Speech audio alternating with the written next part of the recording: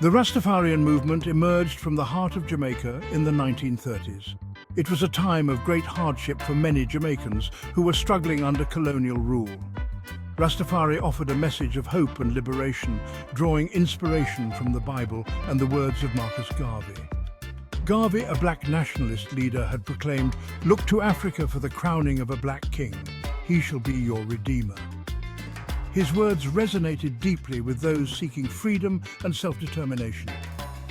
Rastafari, at its core, is a spiritual movement. It emphasizes the African identity and heritage of its followers. Rastas believe that they are descendants of the ancient Israelites. They see their ancestors as having been enslaved in Babylon, which represents the corrupt and oppressive systems of the Western world. This belief fueled their yearning for a return to Africa, their spiritual homeland. The movement developed its own unique cultural practices. These included the distinctive dreadlocks hairstyle, inspired by the Nazarites of the Bible, and the use of marijuana, or ganja, as a sacrament. Rastas believe that ganja brings them closer to God and enhances their spiritual awareness. Music, particularly reggae, became a powerful tool for expressing their beliefs and spreading their message. Rastafari, with its vibrant culture and powerful message of liberation, soon gained a following. It resonated with the marginalized and oppressed, offering them a sense of identity, pride, and hope.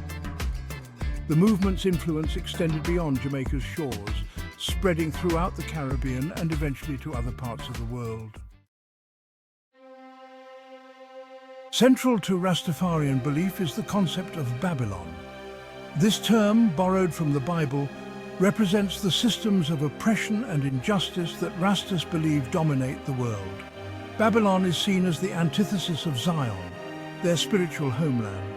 It represents the material world, greed, and the forces that seek to keep people spiritually and physically enslaved.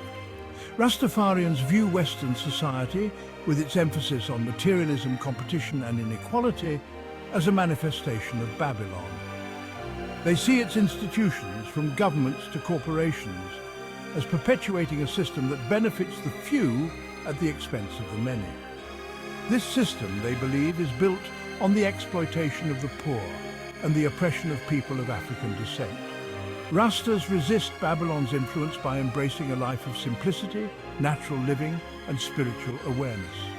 They often choose to live apart from mainstream society, forming their own communities where they can practice their beliefs and live in harmony with nature. They reject the values of consumerism and materialism, choosing instead to focus on self-sufficiency, communal living, and spiritual growth.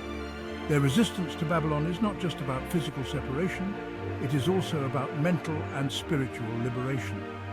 Rastas believe in resisting the negative influences of Babylon through self-awareness, education, and the cultivation of their African identity. They strive to develop a strong sense of self-worth and to challenge the systems of oppression that seek to keep them down. For Rastafarians, Ethiopia holds a special significance. It is not merely a geographical location, but a symbol of freedom, redemption, and the fulfillment of prophecy. It represents the return to the African homeland, a place of spiritual and physical liberation from the clutches of Babylon. Ethiopia, in their eyes, is Zion, the promised land.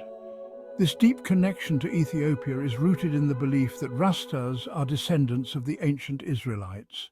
They see their ancestors' journey from Africa to slavery in the Americas as a parallel to the Israelites' captivity in Babylon. Just as the Israelites yearned for their return to Jerusalem, Rastas long for repatriation to Africa, specifically to Ethiopia. Ethiopia's significance is further heightened by its history as an independent African nation that successfully resisted European colonization. This resilience resonates deeply with the Rastafarian spirit of resistance and self-determination.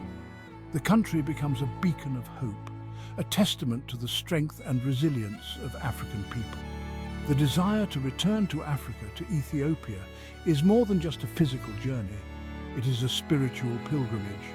It represents a return to their roots, a reclaiming of their African identity, and a step towards fulfilling their destiny as a free and independent people.